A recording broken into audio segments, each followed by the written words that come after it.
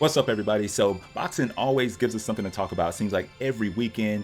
So, this top 5 under 5 will be no different. And we're going to start with Jaron Ennis. In case you're wondering how good Jaron Ennis is, he let you know. He let you know Saturday against Villa. Oh my. He is special. He is just special. Over 10 rounds, he just dominated. And every round, he gave you something. He was showing you how special he was. His shot selection, his speed, everything was just at next level. It was above Villa.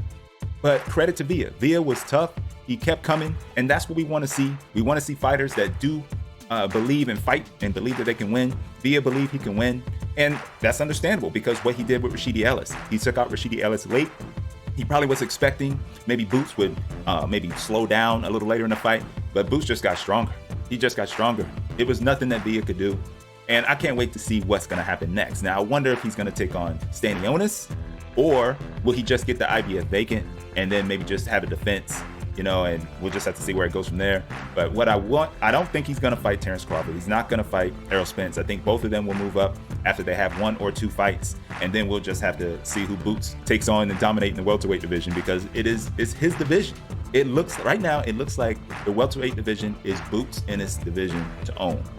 But we got to see him in there with the top. And when I say the top, it's going to be really nobody else there. Who is really there in the welterweight division to take on Ennis? Is there anybody at welterweight that you think Ennis will lose to right now? Heath Thurman, Yordenis Ugas, Stanionis, Conor Benn, if and when he ever comes back, Virgil Ortiz, he's probably done at welterweight before he even really got started. Who's going to be there? Who's going to be there? So we might have to wait till he goes to 154. We have to wait for somebody to come up from 140 to 147. Maybe a Prograis. But Prograis, 33 years old? So I don't know. It's going to be something to see going forward with Boots. But Boots is the man at welterweight right now. He's must-see TV, so you have to tune in to watch him. No matter who he's fighting, he's entertaining, and that's what we want to see. And I can't wait to see who he's fighting next because I'm going to be watching. I know y'all should be. And if you're not, what's wrong with you?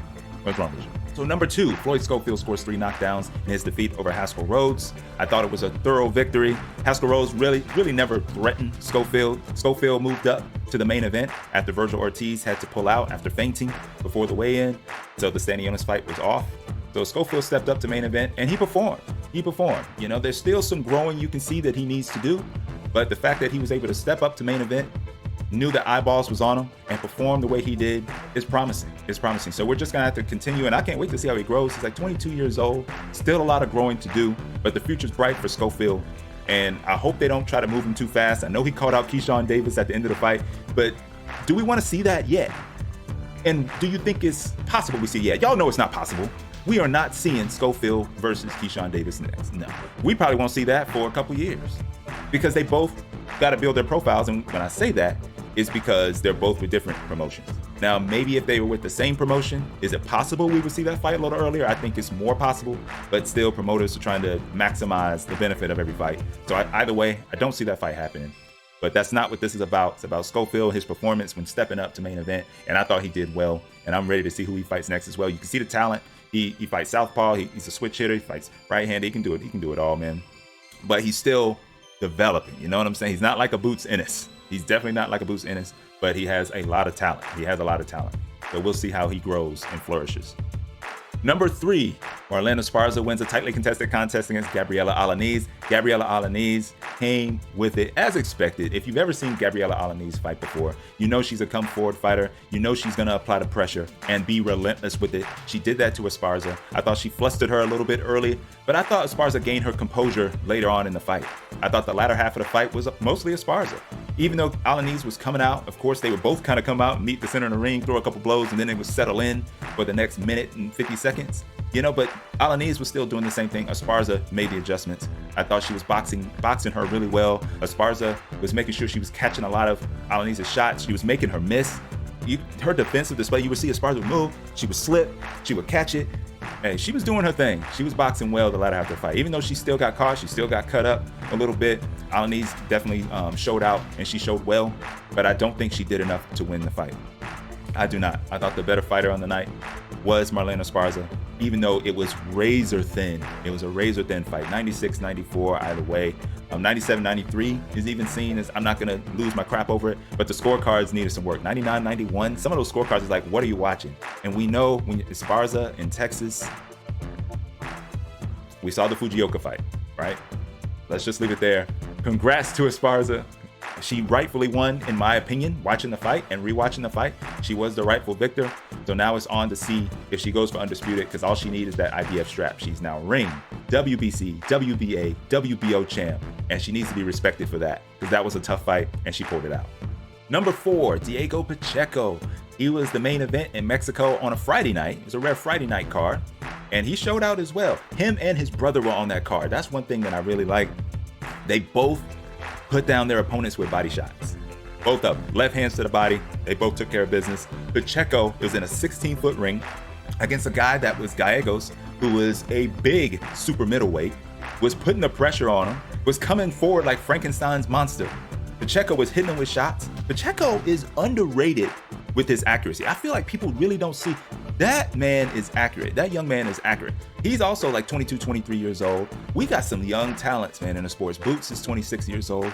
Man, boxing is delivering. We got some talents coming up. Let's enjoy what we're experiencing right now. But to focus in on Pacheco, he put together a class performance, used that 16-foot ring, moved well, even in the small ring, and then he finished him with a nice body shot, and he hit him with the left, hit him with the right, kind of touched him with the right, and then he came with that left to the body, and that sent him to the canvas. And while he finished it up later, just with a flurry of punches, it was the body shot that was still hurting him when he got back up. He was hurting Gallegos when he got back up. So congrats to Pacheco. He's going to be headlining in LA. They're talking about November. So either way, it's going to be in the fall time frame. And this is the emergence. We're beginning to see the emergence of a new star in the sport in Diego Pacheco. But congrats to him, and on to the next. Number 5, so Ryan Garcia calls for Regis at 140, and it was talking about, if you want the fight, contact my people. And then he deleted the tweet.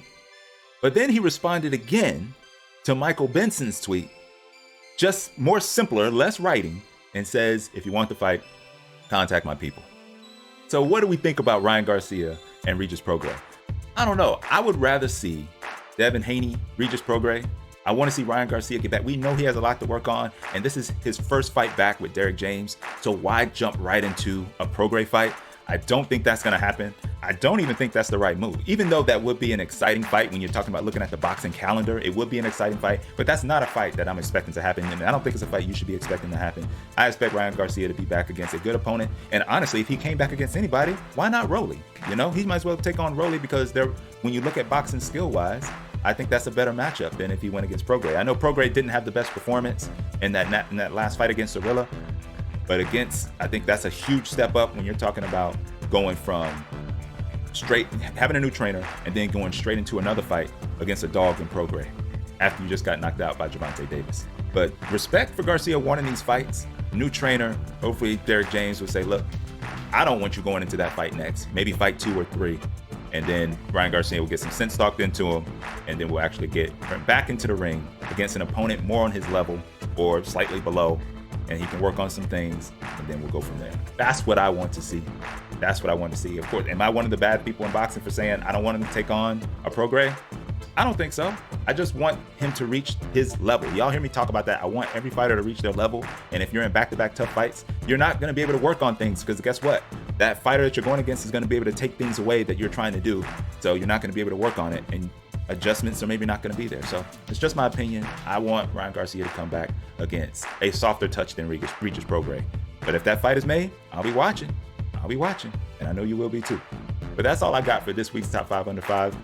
I appreciate y'all checking it out. Hope you appreciate the boxing. We're back next week. We got Alicia Baumgartner, Leonardo 2, number two. So we got that in Detroit, July 15th. And then we have, what else we got July 15th? What else we have? I can't remember what else we have at the moment. But until next time, thank you guys for watching. I'll catch y'all next week. Peace.